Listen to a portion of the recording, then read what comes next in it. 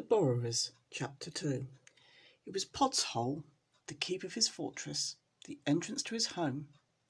Not that his home was anywhere near the clock. Far from it, as you might say. There were yards of dark, dusty passageway, with wooden doors between the joists, and metal gates against the mice. Pod used all kinds of things for these gates.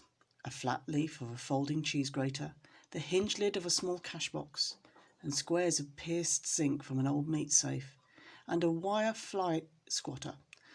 Not that I'm afraid of mice, Homily would say, but I can't abide the smell.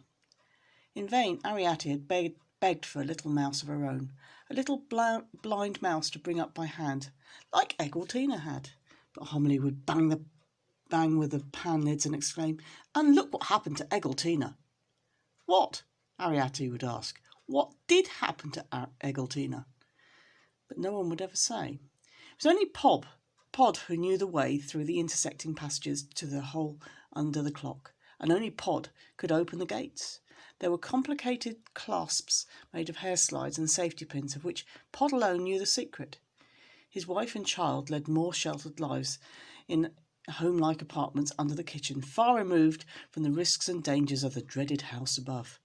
But there was a grating in the brick wall of the house just below the floor level of the kitchen above, through which Ariadne could see a garden, a piece of gravel path and bark where crocuses bloomed in the spring, where blossom drifted from an unseen tree, and where later an azalea bush would flower, and where birds came and pecked and flirted and sometimes fought. "The hours you waste on them birds," Homily would say, "and when there's a little job to be done you can never find the time." "I was brought up in a house," Homily went on, "where there was no grating, and we were all the happier for it. Now go off and get me the potato." That was a day when Ariadne, rolling the potato before her from the storehouse down the dusty lane under the floorboards, kicked it ill-temperedly, so that it rolled rather fast into their kitchen, where Homily was stooping over the stove. "There you go again," exclaimed Homily, turning angrily, "nearly pushing me into the soup. And when I say potato, I don't mean the whole potato. Take a scissor, can't you, and cut off a slice." "Didn't know how much you wanted," mumbled Ariadne, and Homily, snorting and sniffing, unhooked the blade and handle of half a pair of manicure scissors from a nail on the wall and began cutting through the peel. "You've ruined this potato," she grumbled. "You can't roll it back now it's all in that dust, not once it's been cut open." "Oh, what does it matter?" said Ariadne. "There's plenty more." "That's a nice way to talk. Plenty more? Do you realise," Homily went on gravely, laying down the half-nail scissor, "that your poor father risks his life every time he borrows a potato?" "I meant," said Ariadne, "that there are plenty more in the storeroom." "Well, out of my way now," said Homily, bustling around again, "and whatever you meant, and let me get the supper." Ariadne wandered through the open door into the sitting-room. The fire had been lighted, and the room looked bright and cosy. Homily was proud of her sitting-room. The walls had been papered with scraps of old letters out of waste paper baskets, and Homily had arranged the handwriting sideways in vertical stripes which ran from floor to ceiling. On the walls, repeated in various colours, hung several portraits of Queen Victoria as a girl. These were postage stamps borrowed by Pod some years ago from the stamp box on the desk in the morning room. There was a lacquer trinket box, padded inside with the lid open, which they used as a settle, and that useful standby, a chest of drawers made of matchboxes. There was a round table with a red velvet cloth which Pod had made from the wooden bottom of a pillbox, supported on the carved pedestal of a knight from the chess set. This had caused a great deal of trouble upstairs when Aunt Sophie's eldest son, on a flying midweek visit, had invited the vicar for a game after dinner. Rosa Pickhatchet, who was the housemaid at the time, gave in her notice. After she had left, other things were found to be missing, and no one was engaged in her place. From that time onwards, Mrs. Driver ruled supreme. The night itself, its bust, so to speak, stood on a column in the corner where it looked very fine, and lent that air to a room which only a statuary can give. Beside the fire, in a tilted wooden bookcase, stood Ariadne's library. This was a set of those miniature volumes which the Victorians loved to print, but which to Ariadne seemed the size of very large church Bibles.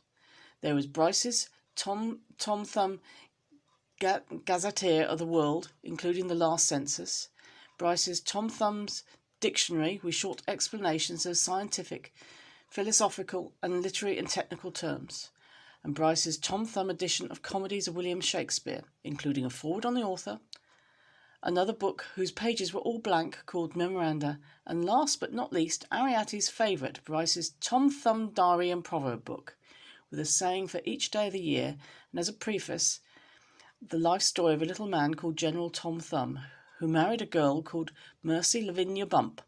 There was an engraving of their carriage, and the pair with little horses the size of mice. Ariadne was not a stupid girl. She knew that horses could not be as small as mice. But she did not realise that Tom Thumb, nearly 2 feet high, would seem a giant to a borrower. Ariadne had learned to read from these books and to write by leaning sideways and copying the writings on the walls. In spite of this, she did not always keep her diary, although most days she would take the book out for the sake of the saying which sometimes would comfort her. Today it said, "You may go farther and fare worse." And underneath, Order of the Garter, instituted in 1348. She carried the book to the fire and sat down with her feet on the hob. "What you doing, Ariadne?" called Homily from the kitchen. "Writing my diary." "Oh," exclaimed Ariadne shortly. "What did you want?" asked Ariadne. She felt quite safe. Homily liked her to write. Homily encouraged any form of culture. Homily herself, poor ignorant creature, could not even say the alphabet. Nothing, said Homily crossly, banging away with a pan lid. It'll do later." Ariadne took out her pencil. It was a small white pencil with a piece of silk cord attached, which had come off a dance programme. But even so, in Ariadne's hand, it looked like a rolling pin. "Ariadne!" called Homily again from the kitchen. "Yes?" "Put a little something on the fire, will you?" Ariadne braced her muscles and heaved the book off her knees and stood it upright on the floor. They kept the fuel, assorted slack and crumbled candle grease, in a pewter mustard pot and shovelled it out with a spoon. Ariadne trickled only a few grains, tilting the mustard spoon not to spoil the blaze. Then she stood there basking in the warmth. It was a charming fireplace, made by Ariadne's grandfather with a cogwheel from the stables, part of an old cider press. The spokes of the cogwheel stood out in starry rays, and the fire itself nestled in the centre. Above there was a chimney piece made of a small brass funnel inverted. This at one time belonged to an oil lamp which matched it, and which stood in the old days on the hall table upstairs. An arrangement of pipes from the spout of the funnel carried the fumes into the kitchen flues above. The fire was laid with matchsticks and fed with assorted slack, and as it burnt up the iron would become hot, and Homily would simmer soups on the spokes in a silver thimble, and Ariadne would broil nuts. How cosy these winter evenings could be. Ariadne with her great book on her knees, sometimes reading aloud, and Pod, at his last, he was a shoemaker and made button boots out of kid gloves, now alas only for his family, and Homily quiet at last with her knitting. Homily knitted their jerseys and stockings on black-headed pins, and sometimes on darning needles. A great reel of silk or cotton would stand table-high beside her chair, and sometimes, if she pulled too sharply, the reel would tip up and roll away out of the open door into the dusty passage beyond, and Ariadne would be sent after it to rewind it carefully as she rolled it back. The floor of the sitting-room was carpeted with deep red blotting paper, which was warm and cosy and soaked up the spills. Homily would renew it at intervals when it became available upstairs, but since Aunt Sophie had taken to her bed, Mrs. Driver seldom thought of blotting paper, unless suddenly there were guests. Homily liked things which saved washing because drying was difficult under the floor. Water they had in plenty, hot and cold, thanks to Pod's father who'd tapped the pipes from the kitchen boiler, and they bathed in a small tureen which once had held pâté de foie gras. When you had wiped out your bath, you were supposed to put the lid back to stop people putting things in it. The soap, too, a great cake of it, hung on a nail in the scullery, and they scraped pieces off. Homily liked coal tar, but Pod and Ariadne preferred sandalwood. "What you doing now?" Ariadne called Homily from the kitchen. "Still writing my diary." Once again, Ariadne took hold of the book and heaved it back onto her knees. She licked the lead of her great pencil and stared at a moment, deep in thought.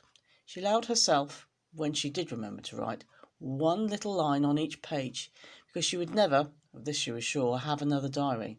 And if she could get 20 lines on each page, the diary would last her 20 years. She'd kept it for nearly 2 years already, and today, the 22nd of March, she read last year's entry. Mother Cross.